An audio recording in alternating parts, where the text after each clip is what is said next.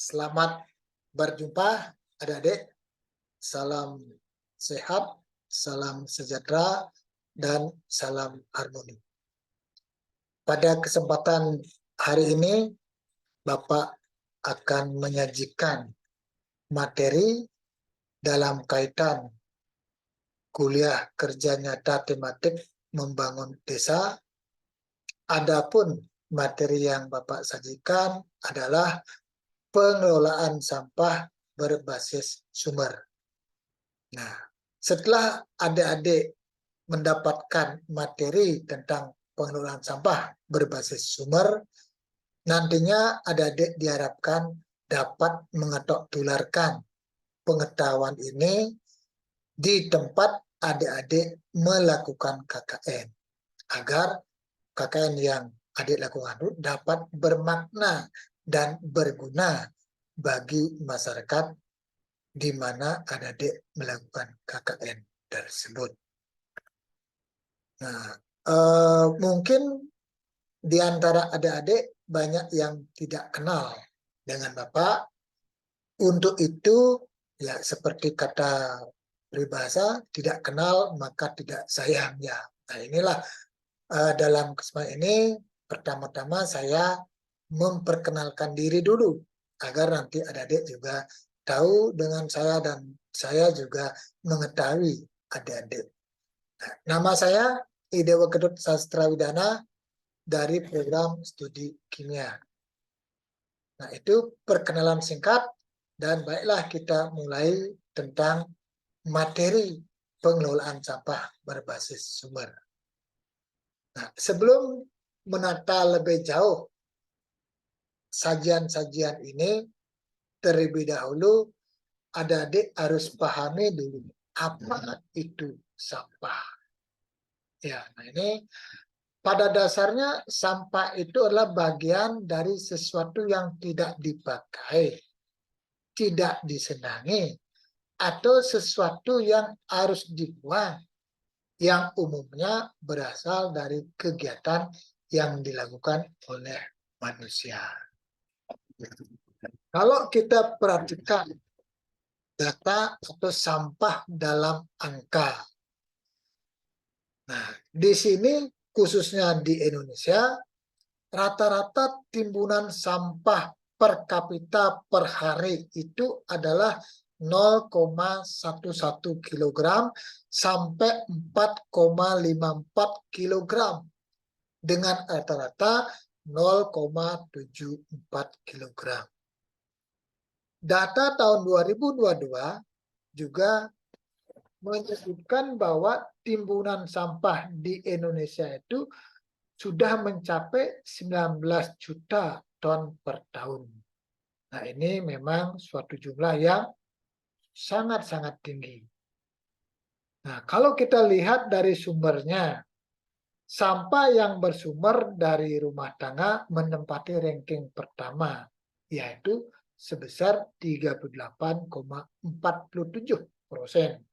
Berikutnya, sampah yang bersumber dari perniagaan, yaitu sebesar 25,19%, dan sisanya itu sampah yang berasal dari kawasan, perkantoran, maupun fasilitas-fasilitas publik. Nah, ini ada data yang tidak mengenakan. Di sini dikatakan bahwa Indonesia menempati peringkat kedua setelah Cina terkait dengan sampah plastik di laut. Nah, ini sudah barang tentu tidak enak kita dengar, tapi respon pemerintah Indonesia itu, ya, Indonesia telah berkomitmen untuk mengurangi sebesar 70% sampah di laut sampai tahun 2025. Sekarang sudah tahun 2023. Berarti 2 tahun lagi, yaitu 2025, program pemerintah mengurangi 70% sampah plastik di laut itu adalah terrealisasi. Dan bahkan Indonesia juga memprogramkan Indonesia bebas sampah plastik itu di tahun 2040. Artinya di tahun 2040 Indonesia haruslah sudah bebas sampah plastik. Nah, terus kalau kita lihat dari jenisnya, komposisi sampah itu kalau dilihat dari jenisnya, lebih banyak itu adalah sisa makanan. Ini mencapai urutan yang pertama sebesar 42%.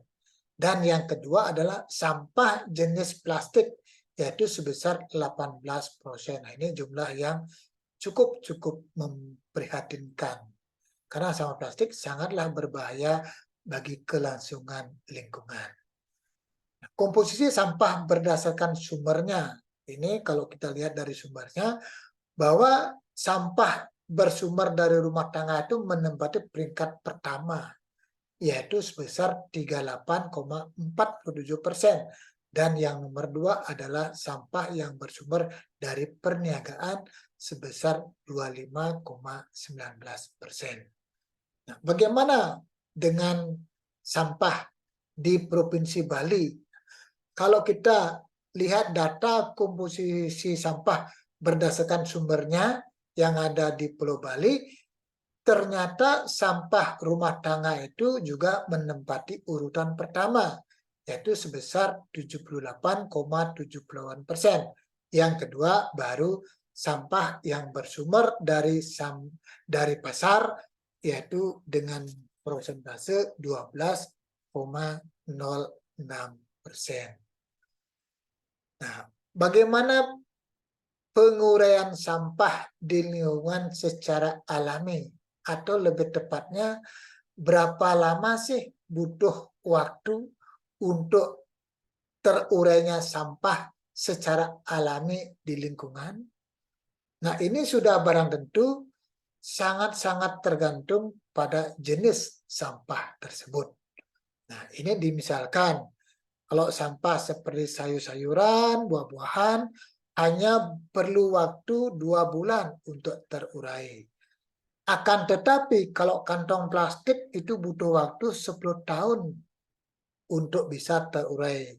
Bahkan lebih ekstrim lagi, kalau plastik itu dalam bentuk botol plastik, ini membutuhkan waktu yang sangat panjang, yaitu 450 tahun baru terurai secara sempurna di lingkungan secara alami.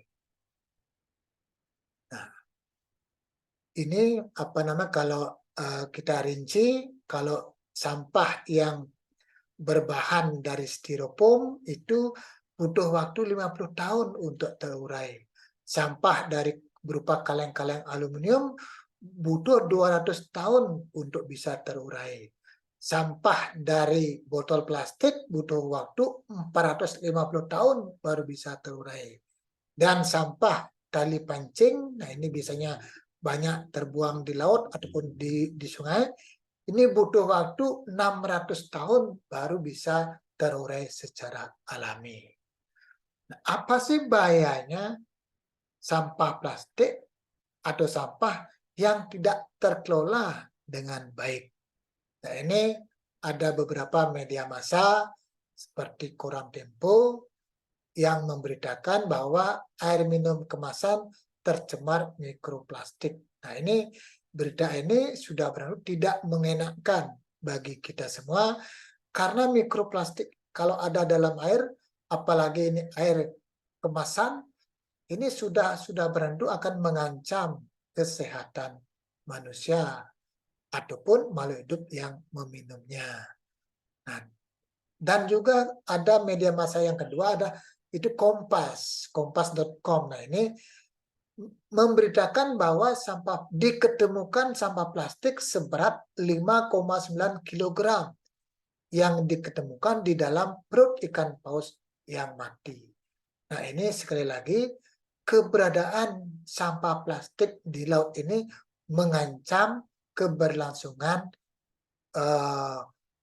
organisme yang hidup di laut atau sistem akuatik akan terancam keberlangsungannya.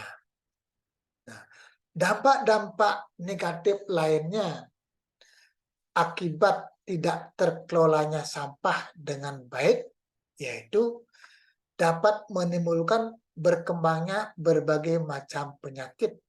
Yang kedua, dapat mengakibatkan terjadinya pencemaran lingkungan. Yang ketiga, mengakibatkan terjadinya banjir. Yang keempat, sudah barang tentu TPA cepat penuh. Karena apa? Sistemnya kumpul, angkut, buang. Dan ini juga tanah-tanah yang dipenuhi dengan sampah otomatis bersifat labil dan peluang untuk longsor sehingga berpotensi untuk menimbulkan korban jiwa.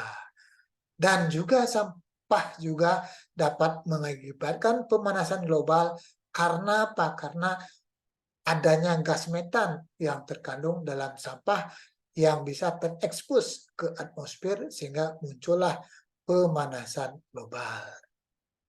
Nah, ini dampak-dampak terhadap kesehatan. Ini juga dampak-dampak sampah di udara. Nah, ini juga sudah tentu berbahaya bagi makhluk hidup termasuk manusia di dalamnya. Nah, terkait dengan sampah dan pengelolaan sampah, nah ini sudah barang tentu menjadi tantangan. Bagaimana kita bisa mengelola sampah dengan baik. Nah, ini sudah barang tentu sangat-sangat harus ditangani secara serius agar permasalahan sampah bisa dengan cepat teratasi dan tidak lagi mengancam kelestarian.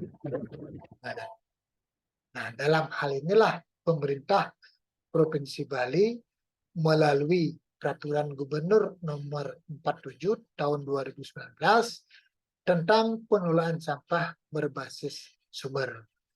Apa inti daripada pengelolaan sampah berbasis sumber?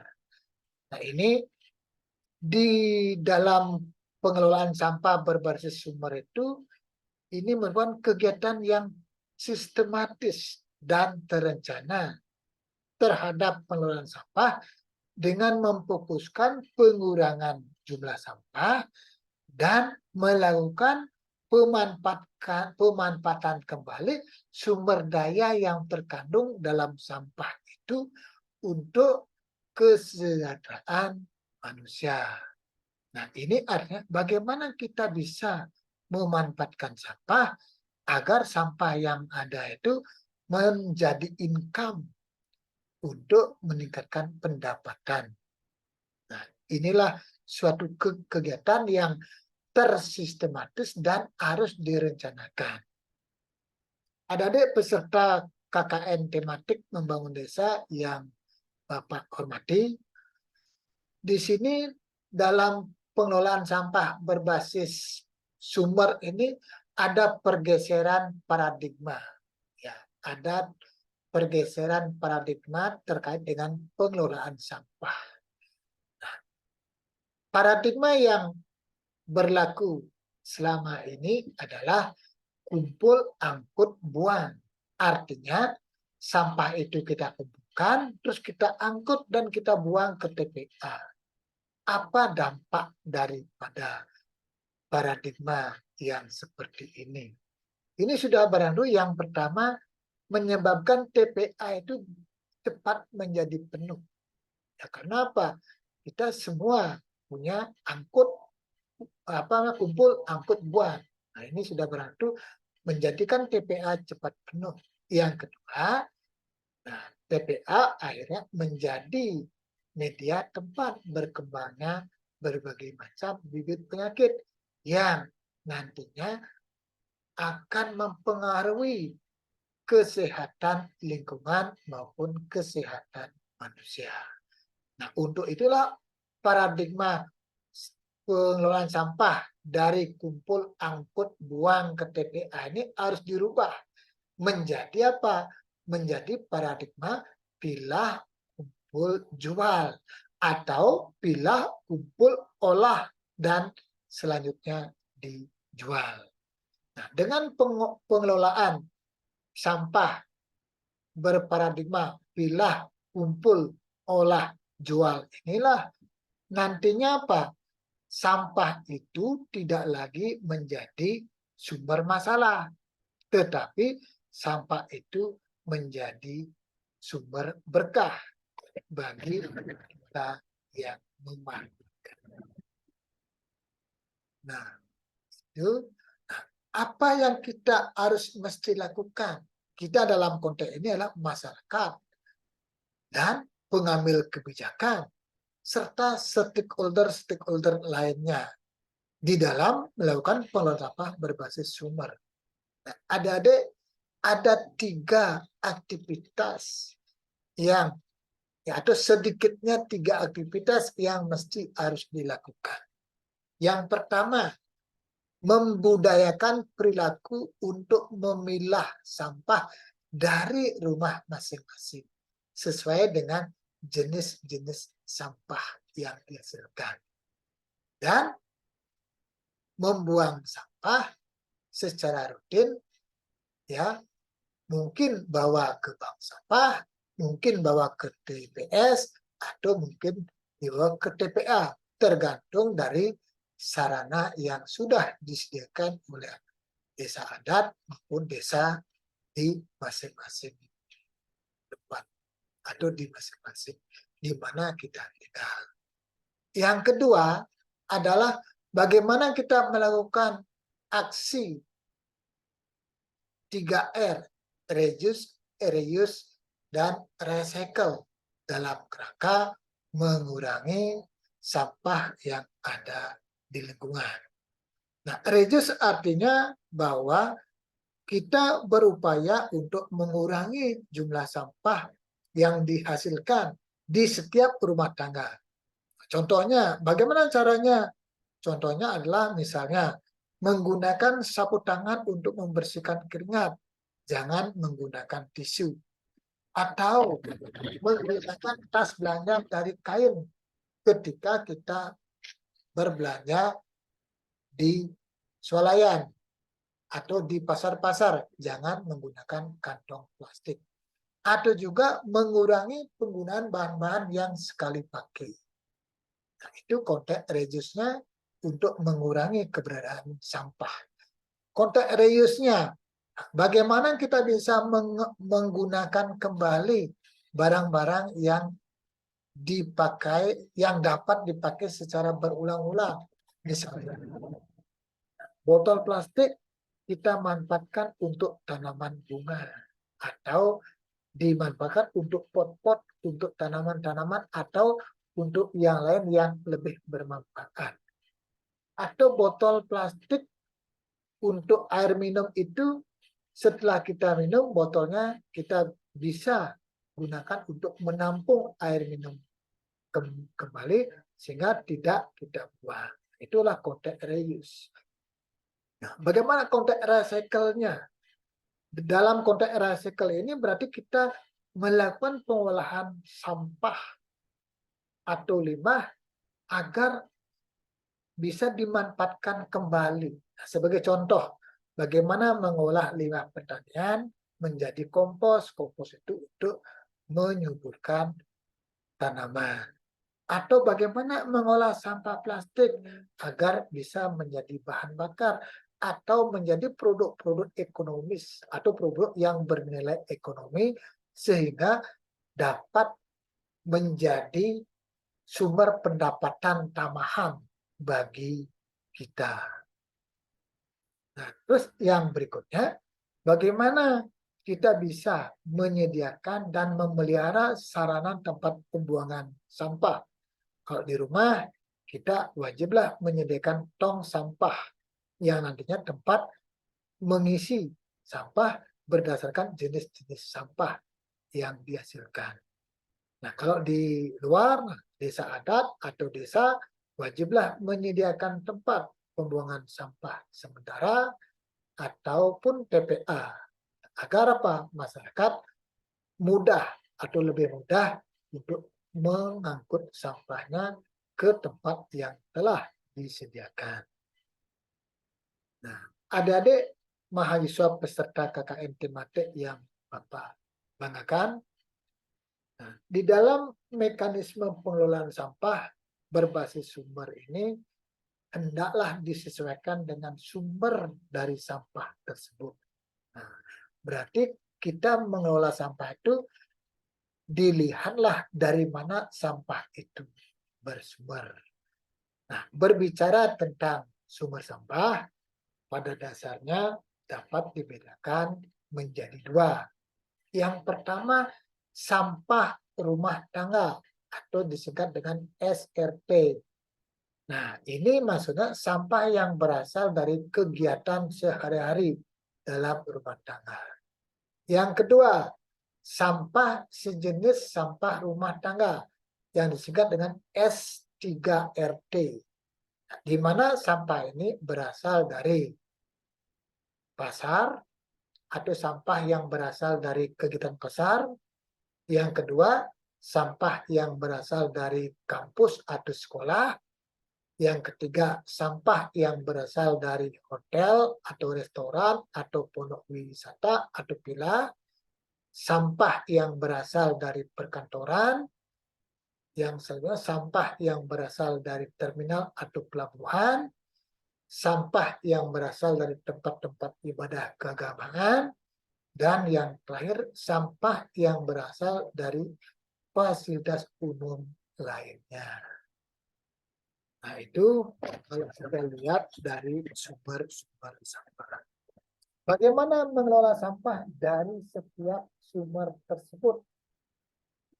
Untuk hal ini, adik-adik Bapak harapkan untuk membaca lebih detail kembali tentang petunjuk teknis pengelolaan sampah dari sumber yang dikeluarkan oleh Dinas Kehutanan dan Lingkungan Hidup Provinsi Bali tahun 2020, yang mana buku tersebut atau panduan tersebut disusun mengacu kepada Pergub Bali nomor 47 tahun 2019. Nah, namun demikian, di sini Bapak meringkas atau menyajikan poin-poin penting daripada petunjuk teknis tersebut. Nanti lebih detail silakan adik-adik nanti membaca agar lebih paham dan nanti dapat diimplementasikan ketika adik-adik melakukan KKN di lapangan. Nah, yang pertama di dalam petunjuk teknis tersebut, sampah dari masing-masing sumber haruslah dipilah terlebih dahulu berdasarkan jenisnya. Berarti kita memilah sampah itu berdasarkan jenisnya. Apakah sampah itu mudah terurai, sampah dapat digunakan ulang, sampah dapat didaur ulang, sampah B3 dan 5B3, atau sampah itu merupakan jenis residu. Nah, ini terkait dengan jenis-jenis sampah. Nah, kita harus memilah berdasarkan jenis-jenis sampah. Nah, terus misalnya kalau jenis-jenis sampah yang mudah terurai, misalnya sisa makanan, daun, ranting, nah ini jenis-jenis sampah yang mudah terurai.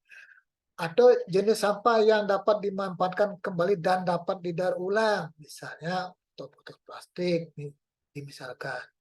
Nah, jenis-jenis sampah B3 atau 5B3, nah ini misalnya obat-obat yang sudah kadaluarsa, termasuk juga botol-botolnya. Nah, ini termasuk 5B3. Nah, terus juga apa namanya, kalau sampah jenis residu itu ya misalnya puntung rokok atau misal bekas pembalut wanita yang sering disebut dengan softtek.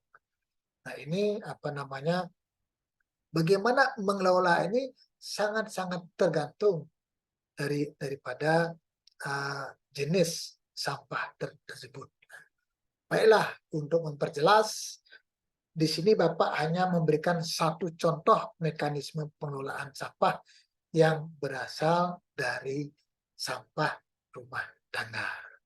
Pertama, dilakukan pemilahan jenis sampah di tingkat rumah tangga. Apakah sampah tersebut mudah terurai, atau sampah dapat dimanfaatkan kembali atau didaur ulang, atau jenis sampah itu sampah B3 atau sampah itu B3. Ini dipilah-pilah. Berikutnya, yang kedua, kalau sampah tersebut misalnya mudah terurai, maka masing-masing keluarga dapat mengolahnya secara langsung menjadi kompos. Ya, bisa mengolah menjadi kompos. Akan disebutlah pengomposan mandiri. Atau mengangkut ke TPS 3R. Nah, terus di mana petugas TPS 3R inilah nanti melakukan pengolahan sampah menjadi kompos. Nah, ini TPS 3R ini biasanya ada di tingkat desa. Nah, desa lah nanti akan melakukan pengomposan. Itu disebut pengomposan komunal di tingkat desa. Nah, kalau sampah tersebut ya jenisnya yang bisa didaur ulang. Nah, ini kan sampah yang bisa didaur ulang. Maka masyarakat itu atau anggota keluarga itu wajiblah memilah-milah sampah. Nah, hasil pilah-pilahannya itulah nanti dibawa nanti ke ya bank sampah.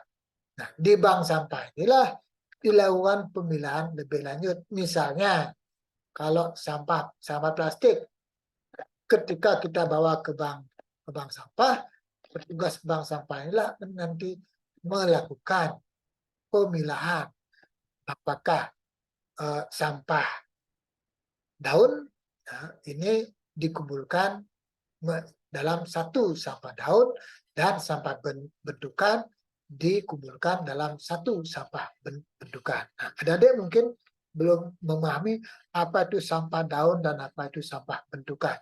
Sampah daun itu ya sampah plastik yang misalnya berwujud lembaran, misalnya dari tas kresek atau kantong plastik. Sementara sampah bentukan itu misalnya sampah plastik dalam bentuk misalnya botol-botol plastik. Nah, itu namanya sampah bentukan. Nah, ini sampah plastik baik daun maupun bentukan inilah nanti dibawa ke TPS ke bank sampah. Dari bank sampah inilah nanti akan diangkut misalnya ke kabupaten kota untuk dijual. Nah, ini karena di kabupaten kota itu sudah ada tempat untuk membeli sampah plastik yang dihasilkan oleh warga masyarakat. Ya, nah terus kalau sampah tersebut termasuk sampah jenis B3, maka anggota rumah tangga mengumpulkan dalam wadah yang terpisah. Yang selanjutnya pengangkutannya difasilitasi oleh pemerintah kabupaten atau kota. Ini karena penanganan sampah B3 ini memerlukan penanganan khusus.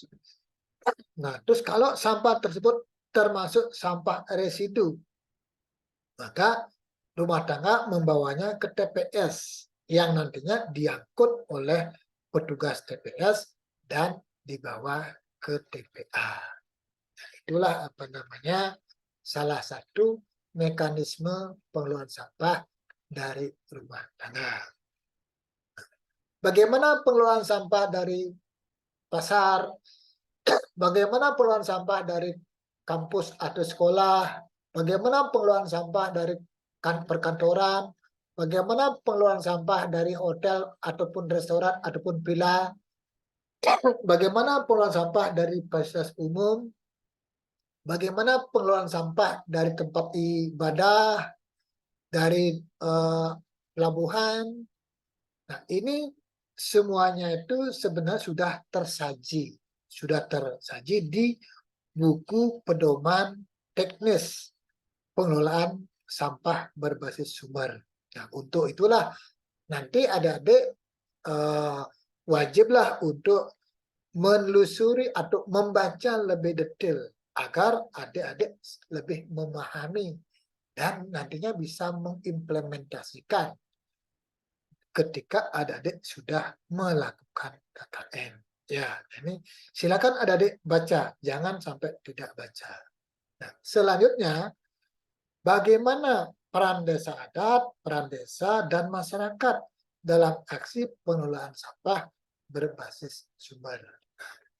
Di sini perlu bahwa pengelolaan sampah berbasis sumber ini dimaksud untuk memberikan kewenangan kepada desa adat dan desa dalam melaksanakan pengelolaan sampah yang dihasilkan oleh rumah tangga, masyarakat, dan kawasan.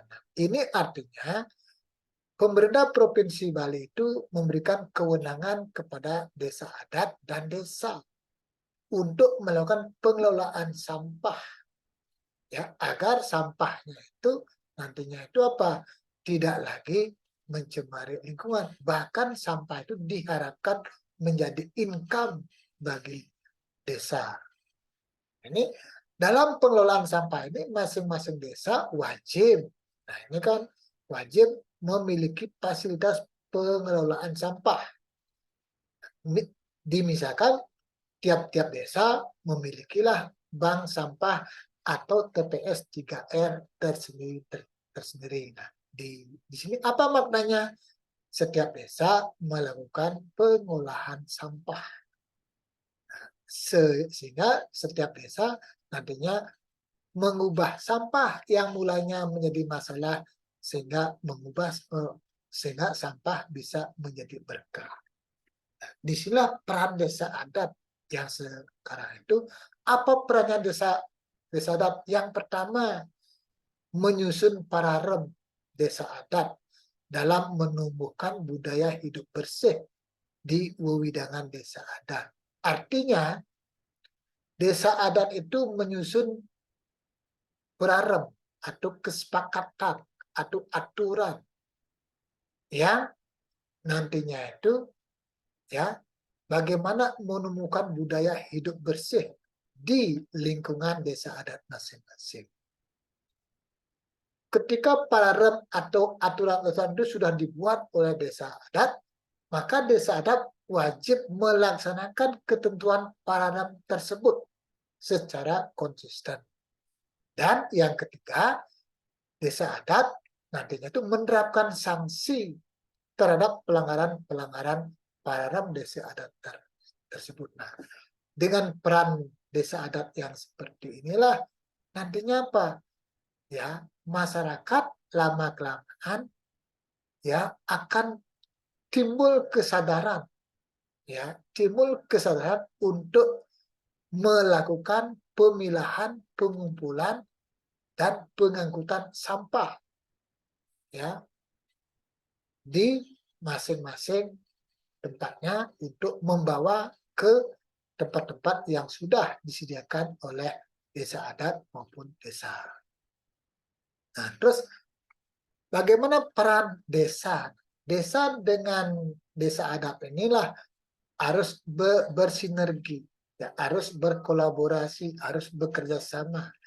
Bekerja sama dalam, nah, ini kan melaksanakan pembinaan dan pemberdayaan kepada masyarakat dalam meningkatkan tanggung jawab pengelolaan sampah. Yang berikutnya, membangun TPS 3R. Nah, ini kan masing-masing desa itu wajiblah ada TPS 3R untuk mengolah sampah yang mudah terurai oleh alam. Nah, ini kan artinya ketika masing-masing desa sudah ada TPS 3R, maka TPS 3R akan melakukan pengelolaan sampah termasuk pengolahan sehingga nanti menjadilah income untuk peningkatan pendapatan desa. Nah, yang berikutnya, mengangkut sampah dari sumbernya ke TPS 3R atau ke bank sampah ataupun ke TPA.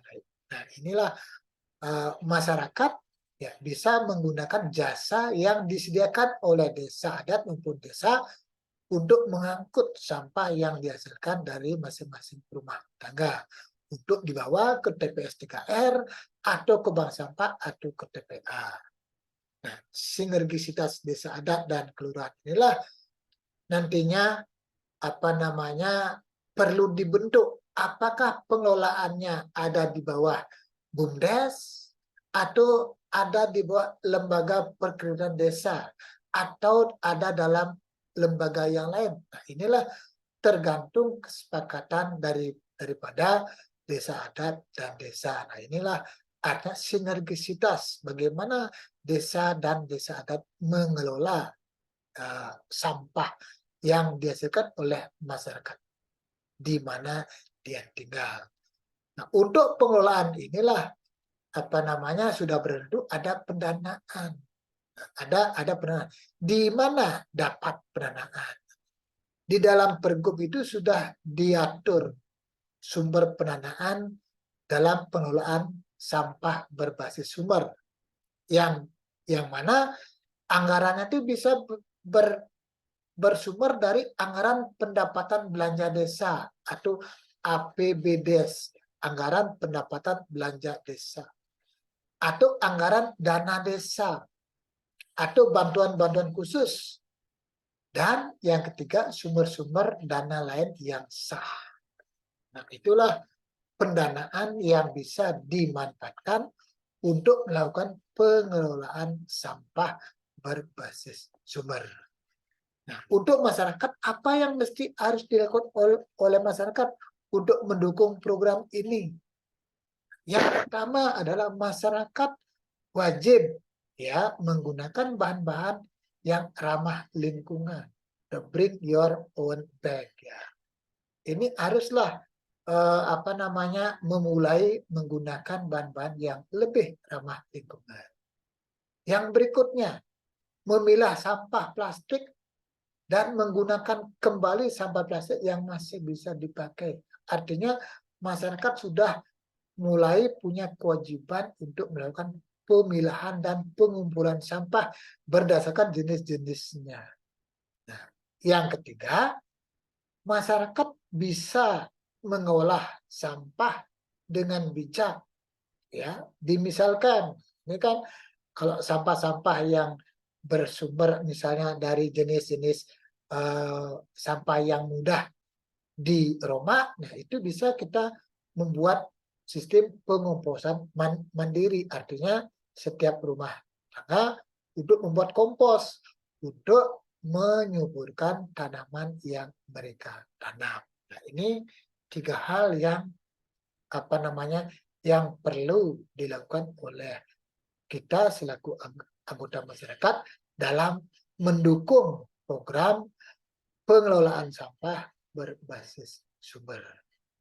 Nah, itu yang mungkin bisa Bapak sampaikan.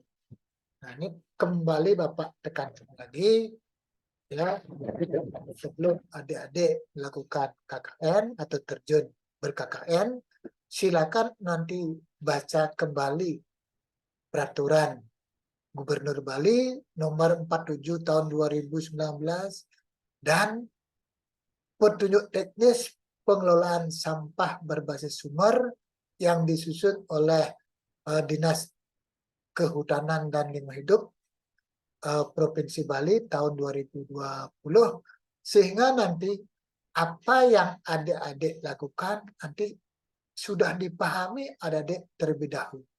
Ya, nah itulah lebih kurangnya materi yang bisa Bapak sampaikan hari ini. Ya, mohon maaf jika ada kekurangan dan terima kasih kepada panitia KKN atas dipercayakannya kepada saya untuk menyampaikan materi pembekalan terkait dengan pengelolaan sampah berbasis sumber. Terima kasih dan sampai jumpa.